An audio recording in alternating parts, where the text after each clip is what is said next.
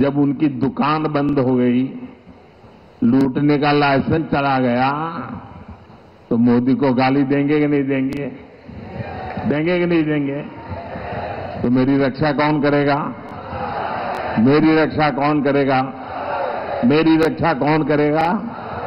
ये मेरे कोटि कोटि देशवासी ही, मेरी माताएं बहनें आज मोदी का रक्षा कवच बन गई है। साथियों, मोदी ने जब घोटालेबाजों का रास्ता रोका, जब बिचौलियों की कमाई बंद की, तब से इनका पारा 7वां आसमान पर पहुंच गया है। ये मोदी के साथ बढ़ के छत्तीसगढ़ में कांग्रेस के भ्रष्टाचार पर आज कड़ी कार्रवाई हो रही है। यहां के युवाओं को जिन्होंने धोखा दिया है, उनकी तेजी से जांच चल रही है। हम नाराज होकर ये लाठी से मोदी का सिर फोड़ने की धमकी दे रहे हैं।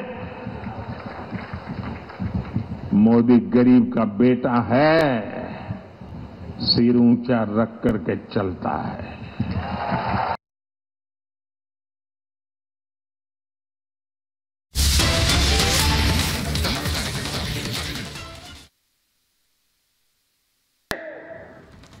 इन सबको ध्यान में रखते हुए मैं विश्वास के साथ कह सकता हूं कि फिर से आएंगे तो। बहनों और भाइयों, ये जो परिवर्तन देश के अंदर दिखाई दे रहा है, दुनिया के अंदर दिखाई दे रहा है, आज भारत के पासपोर्ट की कीमत बढ़ी है। दुनिया के अंदर भारत के पासपोर्ट की कीमत बढ़ी है। भारत का सम्मान बढ़ा है। बड़े गर्व के साथ लोग आज इस बात को मानते हैं कि भारत दुनिया का एक सिरमौर है। लेकिन 14 के पहले ऐसा नहीं था। सीमाएं सुरक्षित हुई हैं। पहले दुश्मन देश भारत की सीमा में घुसते थे, सीमाओं का अतिक्रमण होता था, सरकारें आंखें बंद कर देती थी। अब कोई सीमा का अतिक्रमण नहीं करता है। मैं तो 4 दिन पहले ब्रिटेन के एक प्रतिष्ठित समाचार पत्र द गार्डियन को पढ़ रहा था। उसमें उसने एक समाचार प्रकाशित किया था जिसमें उसने कहा कि पाकिस्तान के अंदर 2 वर्ष पहले 20 आतंकवादी चुन चुन करके, दुर्दांत आतंकवादी चुन चुन करके मारे गए। और इसका शक पाकिस्तान ये मानता है कि सब भारत ने कराया है। यानी इसका मतलब जिस पाकिस्तान में मुंबई विस्फोट के अपराधी वे आतंकवादी छुपे हुए हो, उस पाकिस्तान में भी अब आतंकवादी सुरक्षित नहीं है। अब दुनिया भी इस बात को स्वीकार करने लग गई है। दुनिया ने भी आतंकवाद को एक समस्या मान लिया है। जो लड़ाई भारत की है, उस लड़ाई में दुनिया आपके साथ खड़ी है। ये चीजें आज दिखती हैं कि किस ओर भारत ने जैसे जो किया, दुश्मन भी अब भारत की सीमाओं का अतिक्रमण भी नहीं कर सकता और देश के अंदर आतंकवादी गिरोह कोई आतंकी वारदात करने का दुस्साहस भी नहीं कर सकता। आप देख रहे होंगे ना कि कहीं कोई घटना, अगर स्थानीय स्तर पर कोई पटाखा विस्फोट हो जाए तो पाकिस्तान पहले सफाई देता कि नहीं नहीं हमारा हाथ नहीं है, बोलता है ना। और नहीं तो पहले पाकिस्तान सीना तान के बोलता था। आज उसको मालूम है अगर वो करेगा तो मोदी जी का नेतृत्व में जो सरकार है ना, ये पाकिस्तान के अंदर घुस करके ही उनका काम तमाम कर देगी।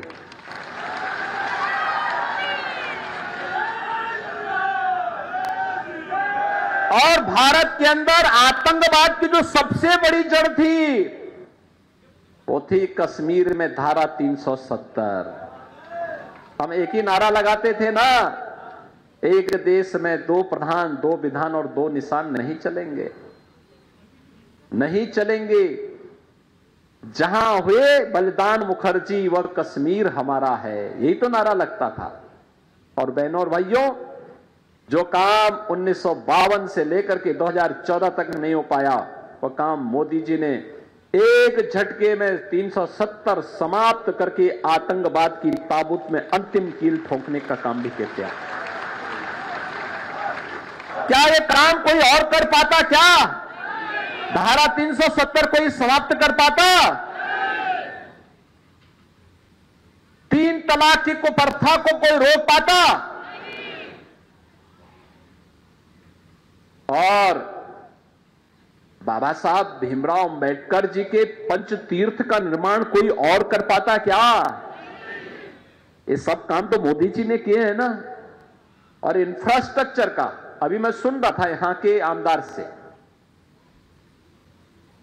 कि रामदास जी ने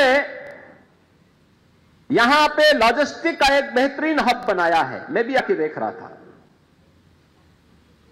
बहनों और भाइयों, ये काम भी मोदी जी के नेतृत्व में गडकरी जी ने और रामदास जी ने मिलकर के कितना बेहतरीन वो बनाया है। हजारों लोगों को नौकरी मिलेगी, ट्रांसपोर्ट को एक नया कार्य मिलेगा, यहां को एक पहचान मिलेगी, सिटी को एक पहचान मिलेगी, इंफ्रास्ट्रक्चर और बेहतर होगा। आज highway, railway, metro, IIT, IIM, AIIMS, triple IT, world class universities, 1 district 1 medical college, हर घर नल की योजना ये भी बन रही है। मिशन 400 पार के लक्ष्य को हासिल करने के लिए भारतीय जनता पार्टी के तमाम नेता लगातार ग्राउंड पर हैं। इस बीच प्रधानमंत्री भी अलग अलग जगहों पर जाकर सरकार के कामों को जनता तक पहुंचा रहे हैं और आने वाले समय में क्या फैसले लिए जाएंगे ये भी बता रहे हैं। लेकिन अब एक बार फिर प्रधानमंत्री नरेंद्र मोदी साउथ के दौरे पर जा रहे हैं। तमिलनाडु के 4 दिनों के दौरे पर होंगे प्रधानमंत्री और इस दौरान पिछली बार की तरह जनता से बातचीत भी करेंगे और कई कार्यक्रम हैं उनके। इस रिपोर्ट को देखिए।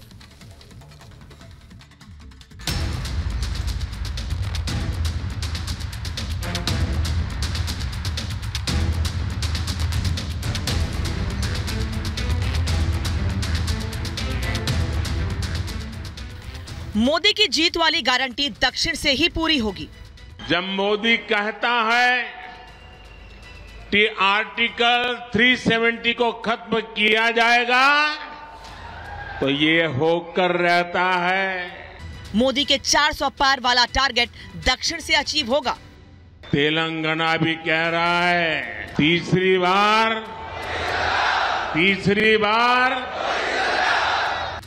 शायद यही कारण है कि पीएम मोदी समेत पूरा बीजेपी तमिलनाडु को लेकर एक्टिव दिखाई दे रहा है और एक बार फिर प्रधानमंत्री मोदी तमिलनाडु के दौरे पर जाने वाले हैं। पीएम मोदी 4 दिनों के तमिलनाडु दौरे पर होंगे। मोदी का ये 100 दिनों के अंदर 7वां तमिलनाडु का दौरा होगा। वो जनवरी में 2 बार, फरवरी में 2 बार और मार्च के महीने में भी 2 बार तमिलनाडु जा चुके हैं। 2024 के चुनाव में एनडीए 400 के पार के लक्ष्य के साथ मैदान में है। बीजेपी की अगुवाई वाले गठबंधन को इस आंकड़े तक पहुंचने के लिए दक्षिण के किले को फतेह करना काफी अहम है। मोदी का तमिलनाडु दौरा कोई संयोग नहीं बल्कि एक सोचे समझे प्रयोग के तौर पर देखा जा रहा है, क्योंकि इस बार 39 सीटों वाले राज्य में बीजेपी 23 सीटों पर चुनाव लड़ रही है। वहीं पीएमके के साथ गठबंधन पर 10 सीटें दी हैं। इसके अलावा जीके वासन की पार्टी तमिल मनीला कांग्रेस 3 सीटों पर चुनावी मैदान में है। एएमएमके को 2 सीट और 1 सीट पर एनडीए के समर्थन से निर्दलीय के रूप में पनीर सेल्वम है। तमिलनाडु की आबादी करीब 7.2 करोड़ है और राज्य की छोटी छोटी स्थानीय जातियों पर पकड़ रखने वाली पार्टी ही मजबूत स्थिति में होती है और शायद इसीलिए बीजेपी ने छोटे और स्थानीय दलों को तवज्जो दी है। ऐसे में तमिलनाडु में बीजेपी के लिए ये किसी अग्नि परीक्षा से कम नहीं है, क्योंकि इसके पहले बीजेपी राज्य की 2 अहम पार्टियों एआईएडीएमके और डीएमके के साथ मैदान में उतरती थी, लेकिन इस बार वो अकेले मैदान में है।